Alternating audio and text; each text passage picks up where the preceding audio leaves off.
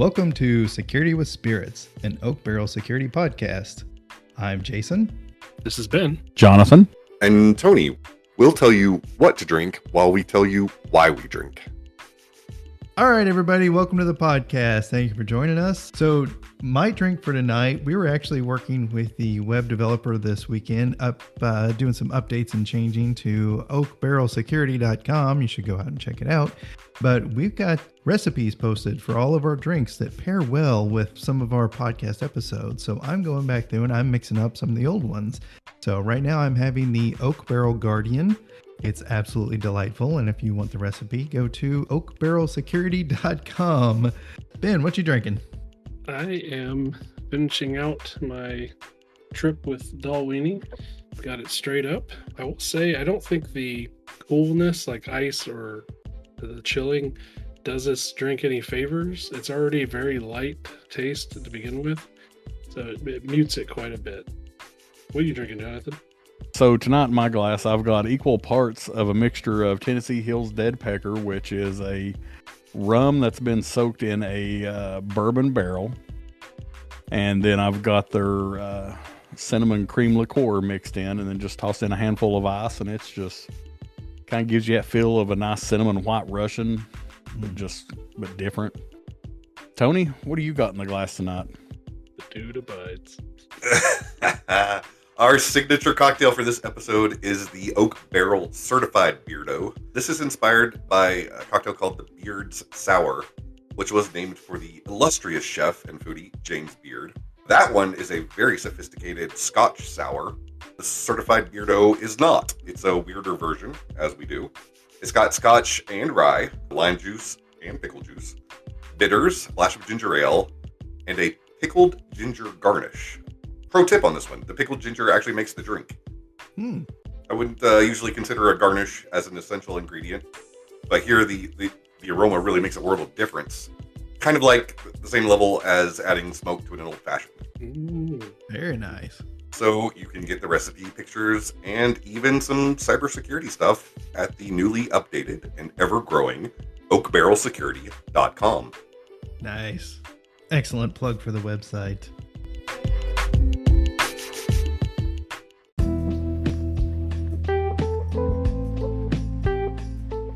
This episode, we're exploring some certifications. It's a little bit later on in the career. We've walked you through high school, college or no college, early career. Now you're kind of making those decisions on certifications, what to get, kind of the timing to get those. I know whenever I was growing up and going through my career, I was just trying to burn through the certifications as fast as I can because I was fortunate enough to work for a place who, for a while, they would, anytime you get a certification, it would mean a bump in pay. So I don't remember the numbers, but so I'll make them up. But it was like whenever I got my CCNA, I got a 50 cent an hour raise or something like that. So I was hot to get my certifications. And I probably honestly should have slowed down and enjoyed them a little bit more as I was going through them. I definitely did later in life, just to kind of soak up the knowledge and actually retain some of that information and put that knowledge to use, practical use before I just started blazing through exams. So that was kind of my experience. Jonathan, what about you? So while I was in college, the job I was wanting to move into required either X number of years of experience or you could have a certification in that field. And so I was like, well, I don't have the years of experience yet, but I can go ahead and get the cert. So I jumped in and got my A+ initially. And then after that, went on to the Net+. And the nice thing about CompTIA certs, they're very vendor neutral. And then I went and done the CCNA, but there was no bump in pay. It was doing it just to broaden my skills to, increase my knowledge at the time. And then kept going down a windy path of web development certs and programming certs from there. Ben, what about you? One of the problems I ran into early on, I think this kind of goes with my a little tick in my personality, but early on I looked at certs, I was like, I gotta get them all. And so I spent a lot of time studying on a lot of different subjects, looking at Network Plus and storage management, looking at virtualization, looking at firewalls, databases, just looking at it all like it was my Pokedex.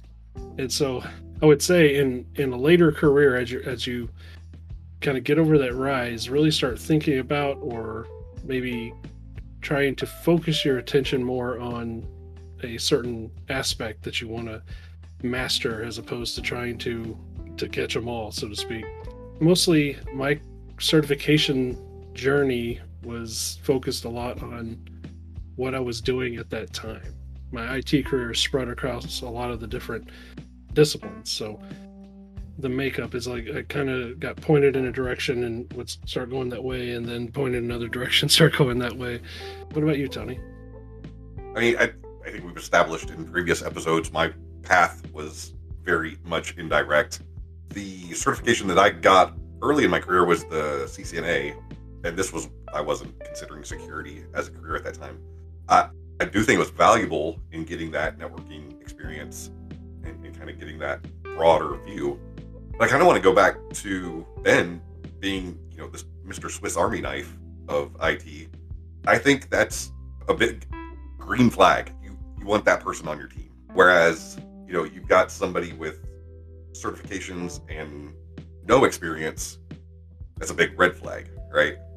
Seeing people in their early 20s with these high-end certifications, or just laundry lists of certifications, can be questionable, particularly with all the brain dumps and boot camp programs out there. There's a lot of things that you really don't know until you've done it. Yeah.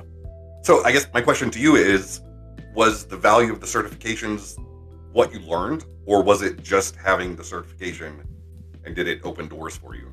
That's a good point, because as far as my career building, I wouldn't say the certifications really elevated my career, more so than just solidified what I was doing and learned at the time.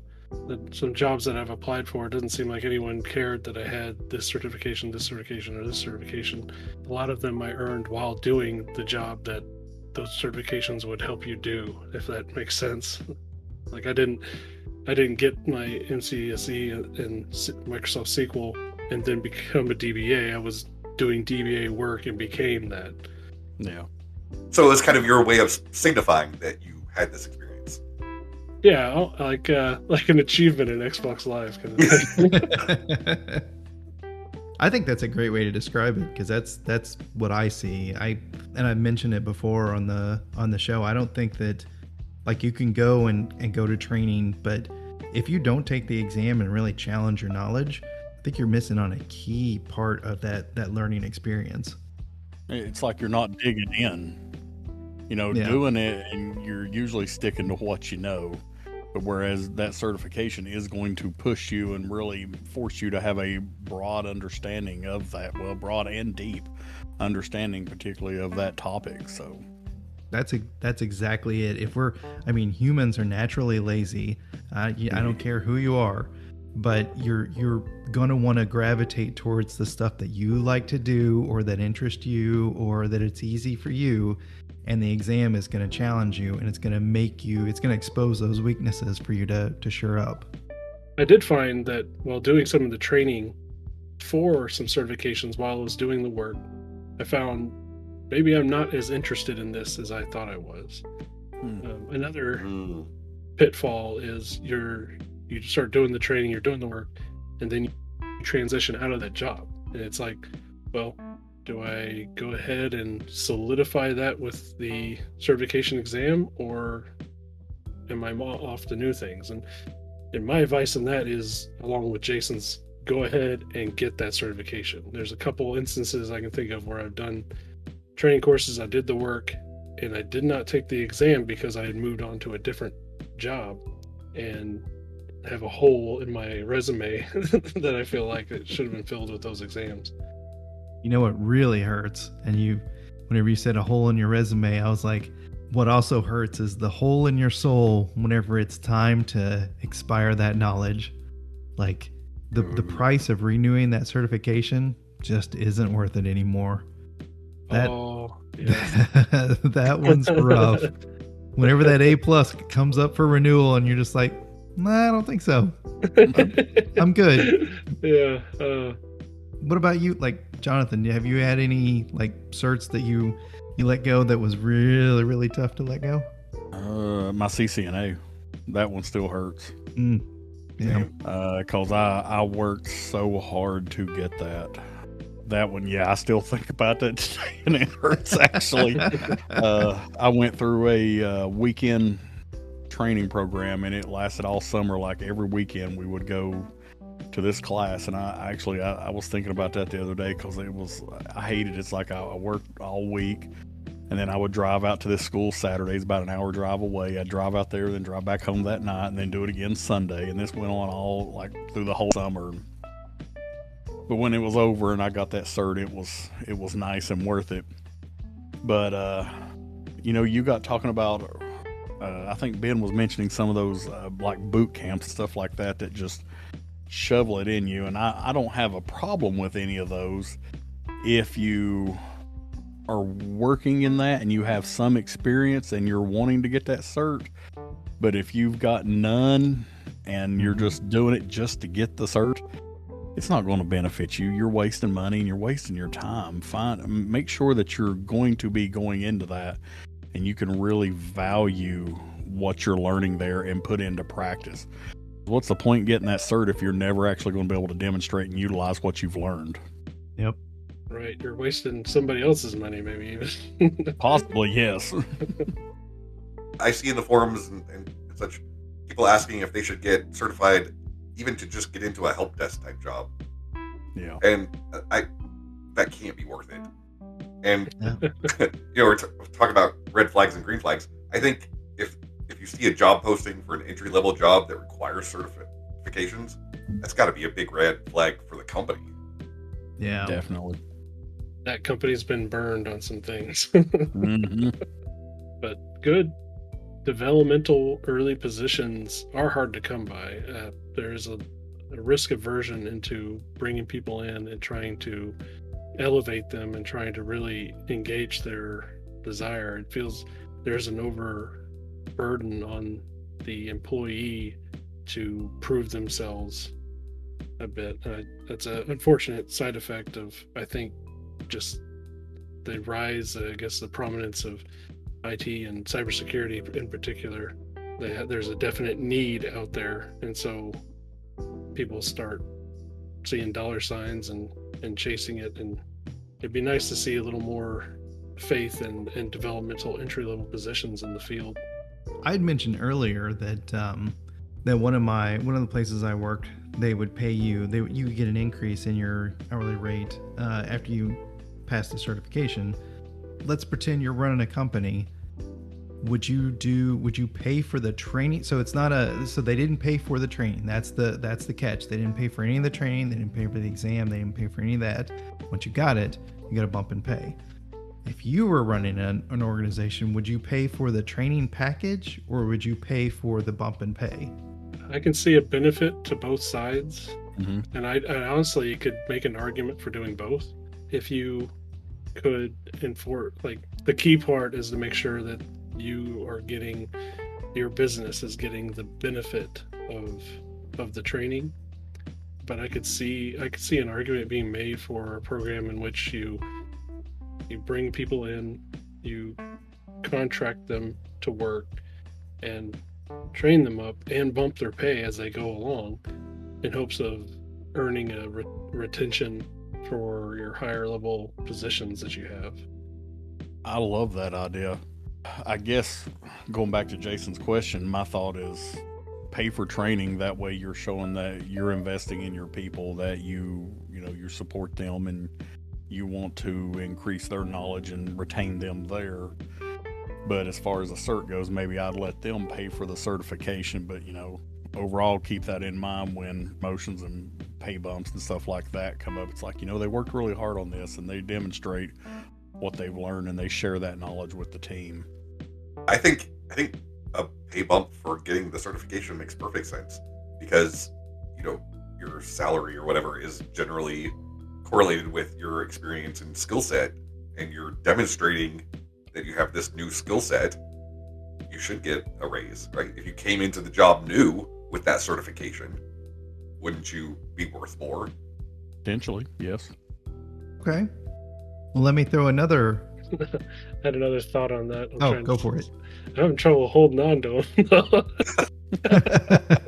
Well, I was going to touch on another thing that I see quite often out there, and I'm not sure how I feel about them, honestly, because I haven't gone through the experience. I don't know what goes into them. Maybe you guys have had some more experience with it, but I see a lot of people posting on LinkedIn that I'm certified in, I don't know, securing, digital fridges or something like that. And I got this at LinkedIn Learning. I'm like, what? Why? Webinars don't count. Right? Yeah. I think that's a legitimate thing, right? That's something that, you should probably, sure, if you want to sit through the hour-long training or whatever and watch the video, that's fine, but maybe keep it off LinkedIn. Don't put it on your resume. I know, but I see it being a fee-based. It doesn't have to be a lot. I know, like, some of the AWS certs are $100. Some CompTIA ones start around $300. Yeah. But it would have to be fee-based for legitimacy, and it has to be proctored. Yeah. Yes, proctored for sure. Yes.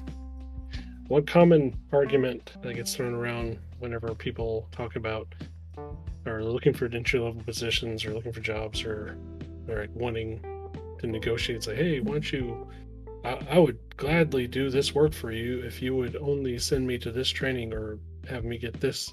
Common response is, why should we invest in you if you won't invest in yourself?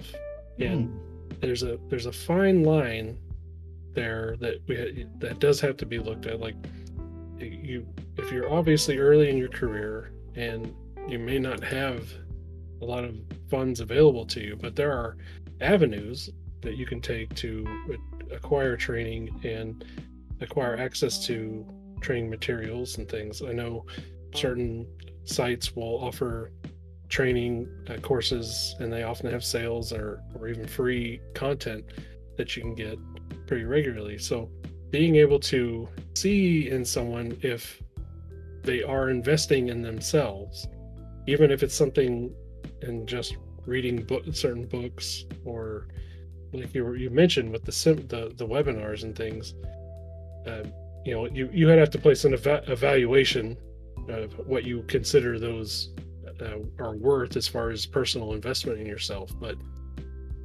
that question does have to be answered. It's like, I'm not going to bring in just anybody and say, okay, I'll keep you this long and we'll put you through this training.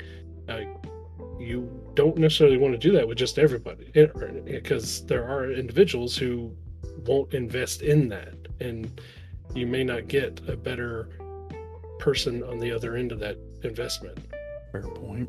You touched on something about maybe the person's not investing in themselves, and you're right. I mean, there were times early on in my career where I would live on Wish sandwiches for days, and if nobody knows what that is, it's basically you just go hungry and you're like, I wish I had a sandwich. But it was to, you miss a meal or two, and that's saving up some money to buy a textbook, to take a class, to get a exam or something like that.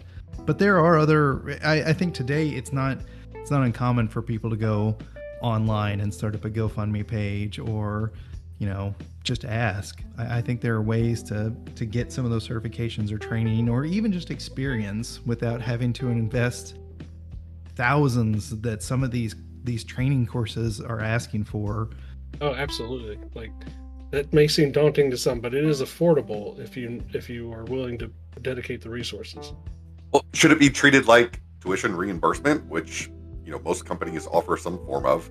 Like, they'll pay for a portion or all of the schooling.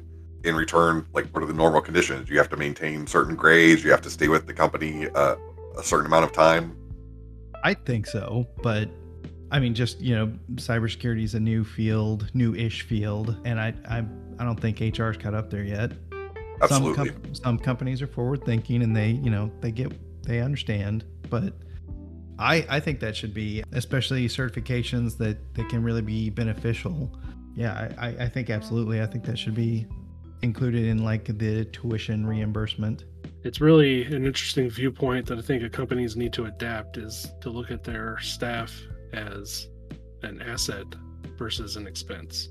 Mm-hmm.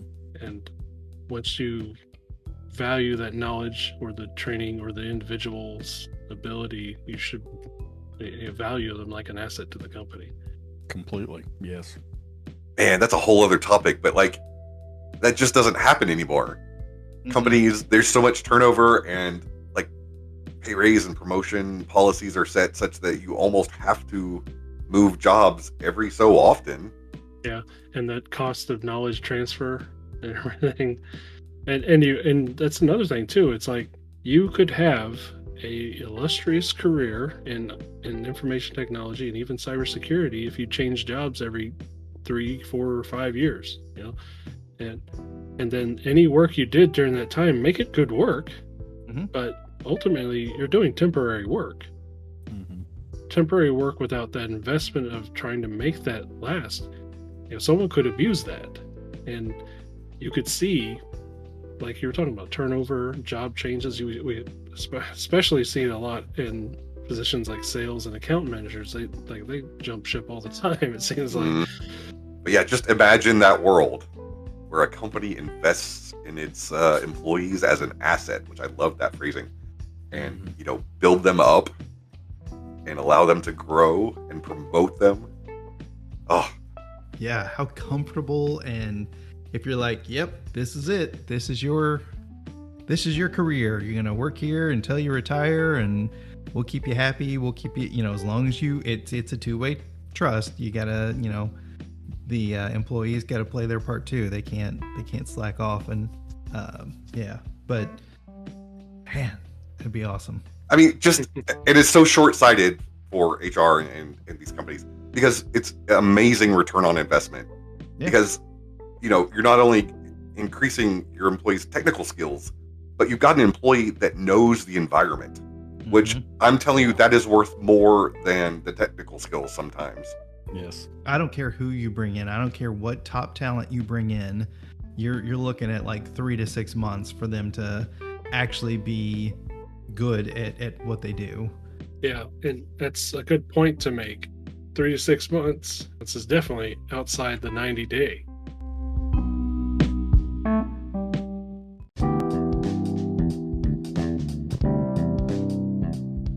So our nugget of wisdom, our little takeaway from this episode: think of certificates like the seasoning and spice, and keep in mind that experience is really the entree and the meat of the meal. Delicious. Now I'm hungry. Talking about all these spices. All right, well, I guess we're off to get a midnight snack. So we'll go ahead and close down this episode. We appreciate everybody to listening in with us, and please join us for our next episode. Until then, this is Jason. This has been Jonathan. And Tony. We'll talk to y'all later. Bye. Bye. Dead Pecker. When you said that 11 herbs, it reminded me of that Futurama episode. It's like, there was nothing in here but pure water and 60% LSD.